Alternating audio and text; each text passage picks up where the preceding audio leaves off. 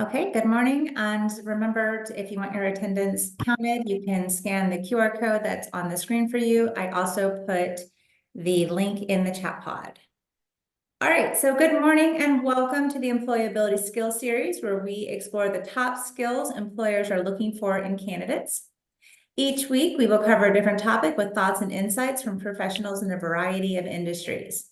I am your host, Megan Morrow, Associate Director of Business Careers, and today I have Mike Neighbors, professor here at FSC, as my guest, and today we will be discussing the importance of flexibility and adaptability in the workplace. Mike is an Emmy Award-winning veteran broadcast journalist with over 30 years of television experience working for national, regional, and local networks across the United States. Currently, Mike is the TV host of the New Orleans Saints, a position he has held since 2006. He anchors pre- and post-game shows along with his Errands series, which is a segment he created where he runs errands with Saints players, which airs on all of the Saints platforms. He most recently authored The Breezeways, a book that chronicles the career of the future Hall of Fame quarterback. Prior to the New Orleans Saints, Mike was the TV host of the Tampa Bay Lightning, serving as the team's pregame host and rinkside reporter. Mike has also a national and regional host for Fox News Net, covering every major sporting event and team, in Florida for 3 years. Mike is the founder and CEO of Neighbors Media Group, a full-scale video and multimedia net marketing production company. Mark is let me just stumble all over my words this morning. Mike is an adjunct professor at Florida Southern's Barney Barnett School of Business, where he launched courses in both sports innovation, entrepreneurship, and the business of sports media. His classes are available to graduate and undergraduate students. So good morning, Mike. Thank you so much for being here with us today. Great to be with you. How's everybody doing? I really appreciate the time. Excellent, excellent. Well, that's such an impressive bio, but can you tell us a little bit more about yourself and what you've been doing since you've been here at Florida Southern? Well, you know what? I really have enjoyed my experience. It just keeps getting better. I've loved to get to know the students, and frankly, the reason I want to teach is I really want to give back. And I remember what it's like to be your age, and I always wanted to be a sportscaster. But I think there's two mindsets right now. Either you have, I'm sorry, you have no idea what you want to do, and that's okay. Or you have an idea of what you want to do, but you don't know how to get there. And I know Megan's really helped you with that. But I like to really help my students figure out what they are passionate about and help them get to where they want to go. But I never thought, Megan, I would be teaching when I was I'm in my mid 50s now. And I never thought I would do a lot of things I've done in the past 5 to 10 years. But that's the great thing about finding something you like. You can use that as a bridge with other careers and really channel all the skills that you've acquired for so many years to do something you like, possibly even more. I like that. I like that. I know, like you, I didn't know I wanted to teach either. I kind of fell into it. I took a teaching job for the wrong reasons, but found out that I love it. And I've been doing it now for close to 20 years. So it is a very rewarding experience to be able to work with our students. So our topic, Absolutely. oh, Yeah. sorry. Good.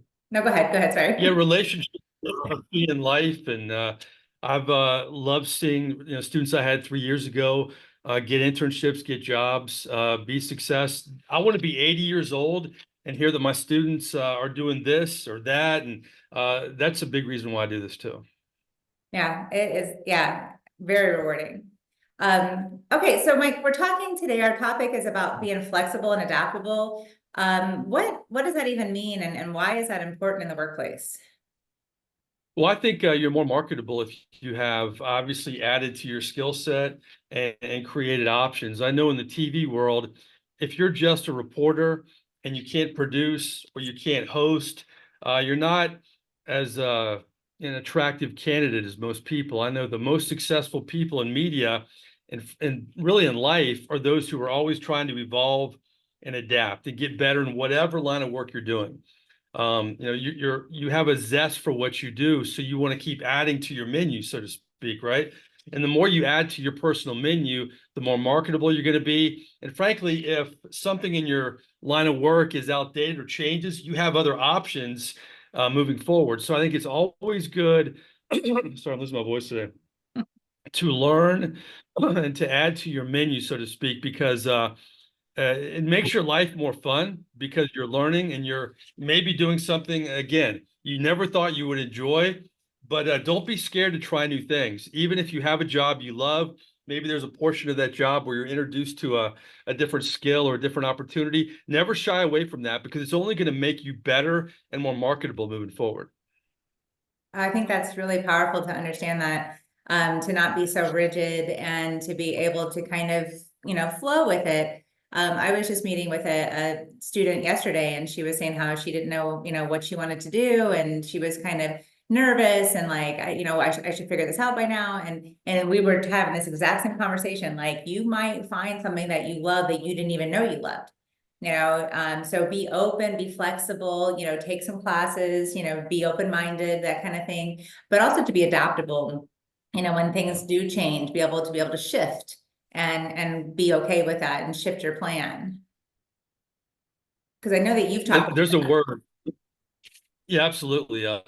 There's a word that I think crosses everybody's mind, especially your age, everybody listening today. It's the word never. And I don't like that word, but it's a natural word that we use. Boy, I'm never going to get that job, or I'm never going to get that internship. When am I going to get that break? It's okay to think it's normal at your age to think, boy, is it ever going to happen for me? Everybody feels that way when they're your age. That's why it's important to find as many internships as you can, because A, you'll find something you're passionate about, or B, you don't like that experience and you can take it off your list.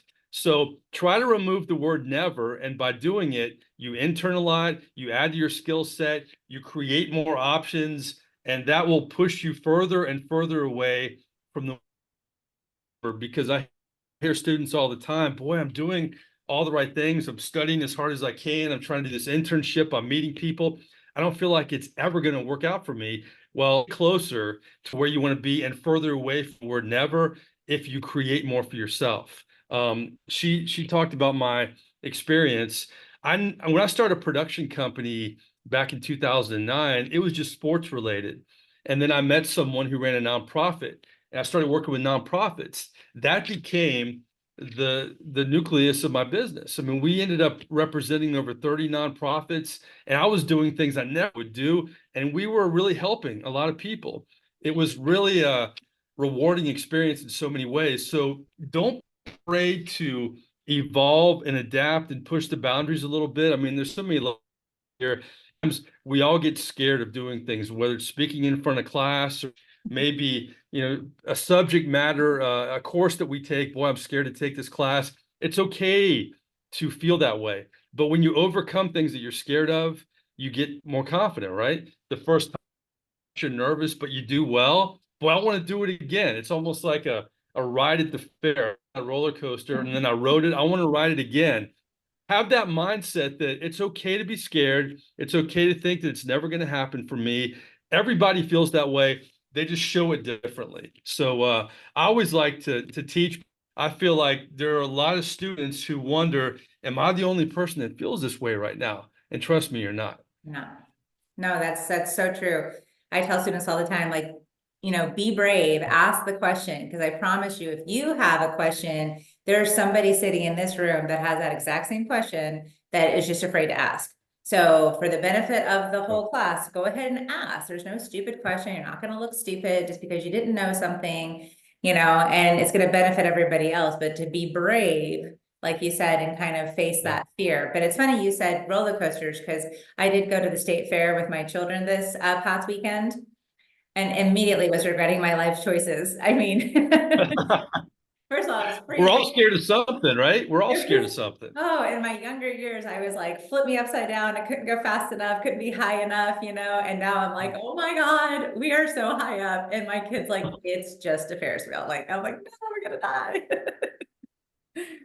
Absolutely. I know in broadcasting, there have been moments where I've been scared to death. When I worked for the Tampa Bay Lightning, I mean, I grew up in Florida. I didn't follow hockey. I had seen one NHL game in my life, and suddenly I'm hosting these half-hour live pregame shows. And the first one I ever did was in Miami. And I'm thinking before it, I've never been this nervous in my life. Never. And then I was all ready to go live because it's different when you go live compared to when you tape something. And the producer told me, you know what, we're not going to go live for this first segment. We're going to tape it. And then it made it worse because then you have to nail the take or they have to start up again. When I did it and it went well, it really propelled me in that job moving forward to be excited about the next time. Just like Megan, you did that roller coaster sons, maybe okay, let's do it again, or let's try this one. Or that's life. You got to push yourself a little bit when you're nervous because when you overcome it, you gain confidence. Whatever. Yeah, confidence is definitely key. I think we're having our internet's a little spotty because we're kind of choppy, but hopefully it's still pretty smooth. Okay.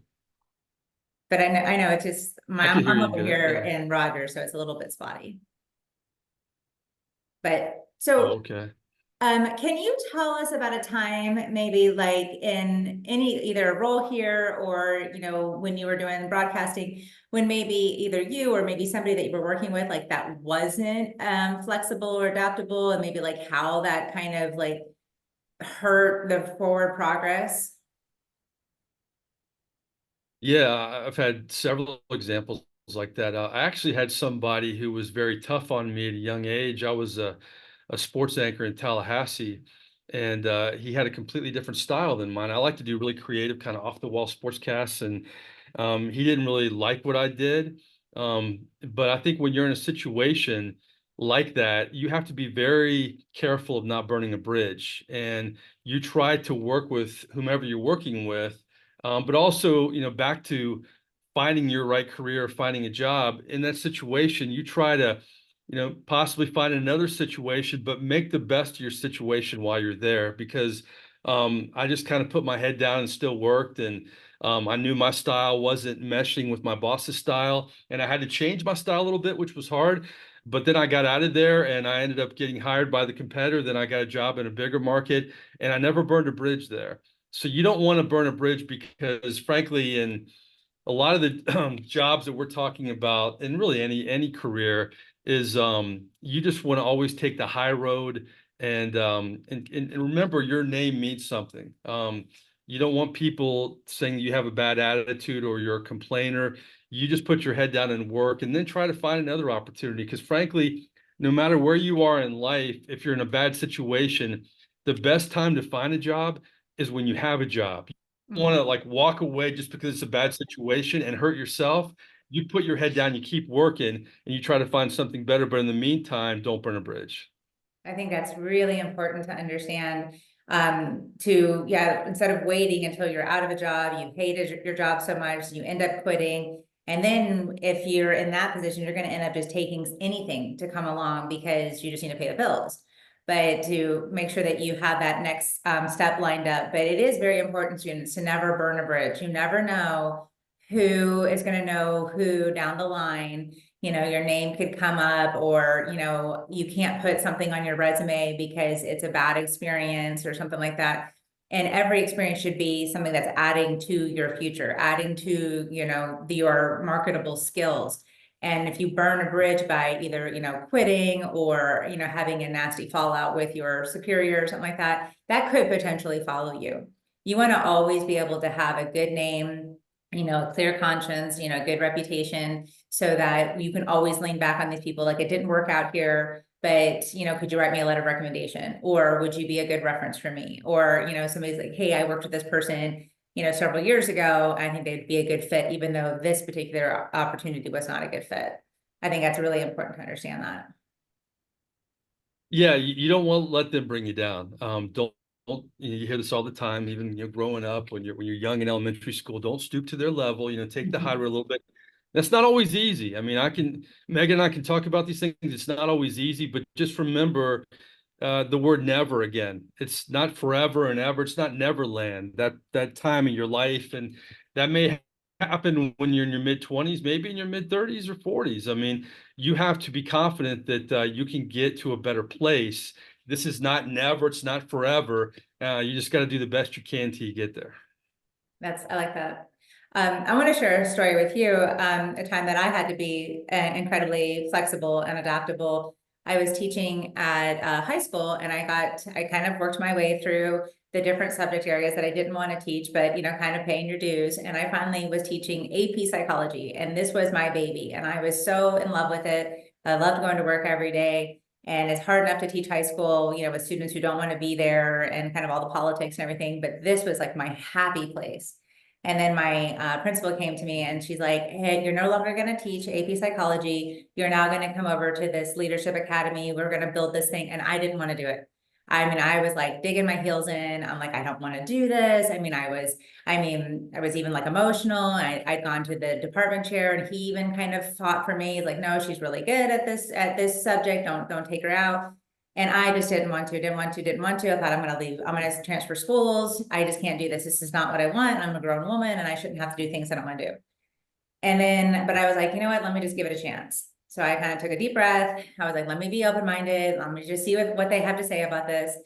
And 3 years later, I had built this beautiful, amazing academy where we paired upperclassmen with incoming freshmen. We called it the Leadership Academy. The students built their own lesson plans. They taught the students, and then they did like one-on-one mentoring. And it went like viral across the campus, and all the teachers would come and like see what we were doing. And it was absolutely amazing. And we went from, our incoming freshmen were so difficult. We had, you know, multiple fights every single day, referrals, police. We were on lockdown all the time. And we literally dropped almost a 42% referral base for our incoming freshmen just from our academy. So from being flexible and adaptable, even when I didn't want to, it ended up being an amazing opportunity for not just me, you know, that's something I get to put on my resume, that I've done this thing, but it was also for the students. And we would have kept going, but unfortunately we had a new set of administration who just dismantled it. And that was shortly after I kind of moved on to a different opportunity, because at that point it was no longer, you know, working for me. But like you, I waited until I had another, I looked for the job before I was out of a job. So I was able to leave very, very seamlessly. But it was a great experience, even though I didn't want to do it. Yeah, and that's a great story and a great lesson. And I don't like the word quit, but I think it can have a positive connotation if you channel it in the right direction. Now, if you're in a situation that's not good, it's okay to quit. But as Megan and I are saying, as long as you have a plan, you can quit going to another job. At the time when I was in Tallahassee, I had a freelance opportunity that I know would carry me over for a while. Don't just quit and hurt yourself because somebody is putting you in a bad situation at work. Think about yourself, think about your reputation, think about not burning a bridge. If you're going to quit, make sure you have a job or an opportunity that doesn't hurt your professional life. That's so important in whatever circumstance you're in. Oh, it's very important, because and when you go on to interview for your next position, they're going to ask you, why did you leave your last position? And, you know, you want to be able to have a good story instead of it just like, oh, well, my boss was a tyrant and this was awful, and blah, you know, where you badmouth, you know, your previous employer, which is like something I teach in my class, never, never, never do. Think about when you go on a date with someone, a first date, and all they do is trash their ex. You're like, it's such a turnoff, you know, and that's exactly what a hiring manager is going to feel the same way if you're trash talking your previous employer. And then if you have to say, well, I just quit or something like that, you want to be able to say that you moved on for a better opportunity or something like that, or you were kind of maxed out in your challenges. But you have to make sure that it is done in the appropriate way, whatever your organization policy is. Maybe it's a 2-week written notice or 4-week. It's typically 2 weeks. But if you do it appropriately, then nobody's going to fault you for that. And people do move on. So there's nothing wrong with moving from one opportunity to another, as long as you're not just like job hopping and then you become like a flight risk and nobody wants to take a chance on you.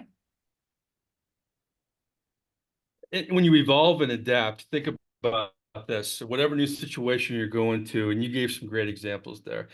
Nobody knows you a lot of the time, okay? Maybe your coworkers are meeting you for the first time. A certain person within that organization has hired you, but if you're complaining, you may be merited in terms of complaining, but keep that within your inner circle. If you do that to strangers, they don't know who you work with in the past. They don't know who you're talking about. It's a bad reflection on you. So just like when you're in the bad situation, try to get out of that situation, but take the high road. I love that saying, the high road.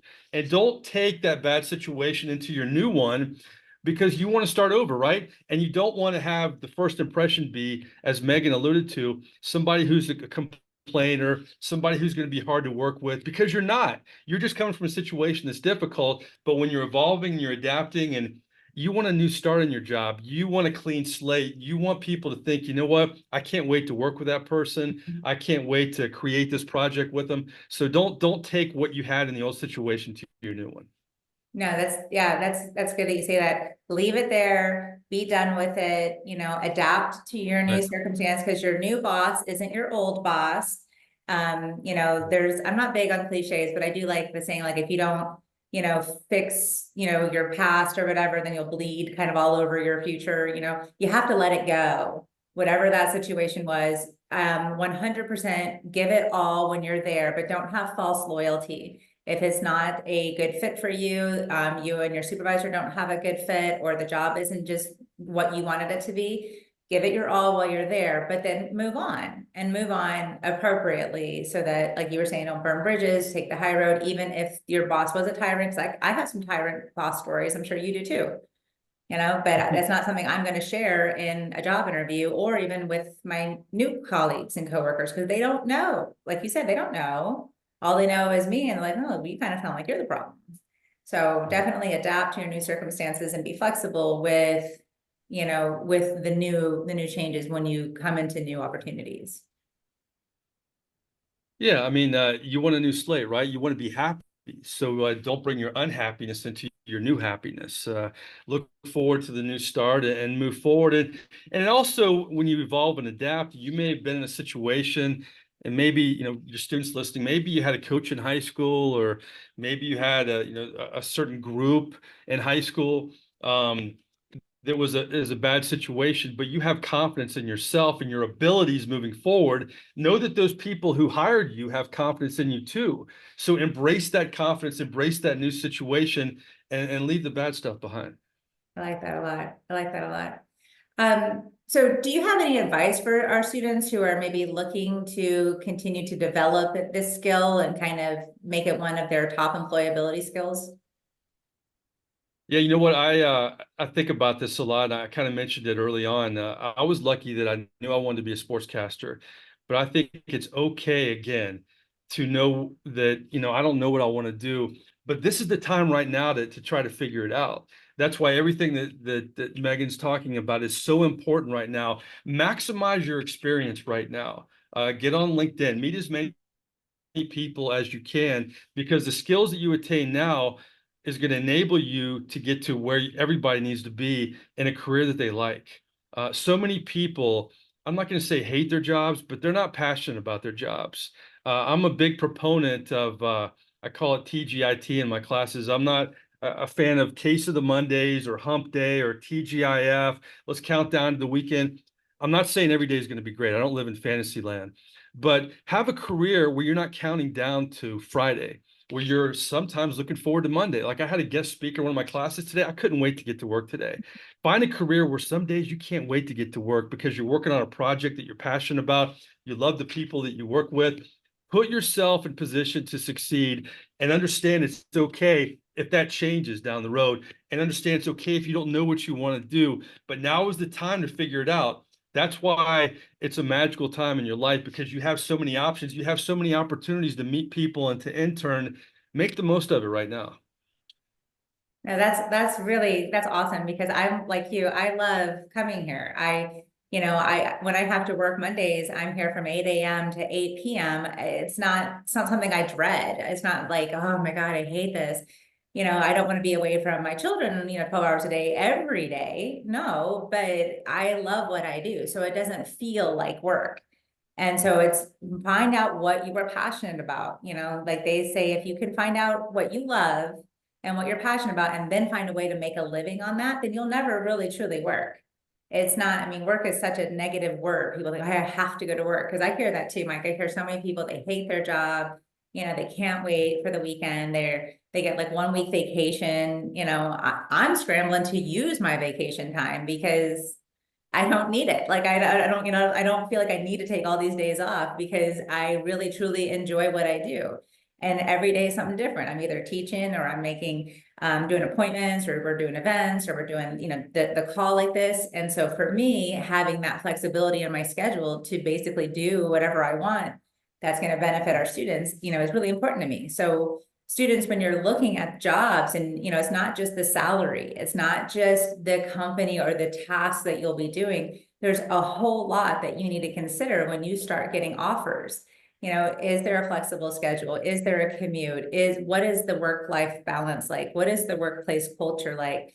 Are you going to thrive? Are you going to be behind a desk? Like my father sits behind a computer and travels around the world, and he loves that. He could never, ever, ever imagine getting in front of a group and speaking. I could never, ever imagine being behind a computer all day long and not having interactions. So find what you love and find a place that's going to let you thrive in that environment, doing what you want. And then it doesn't feel like work. And like Mike was saying, like, then you're not like counting down and like, oh, you're so stressed out and you need a vacation from your life. You'll enjoy your vacations and your time off more because you're not dreading, oh, it's almost over and I have to go back.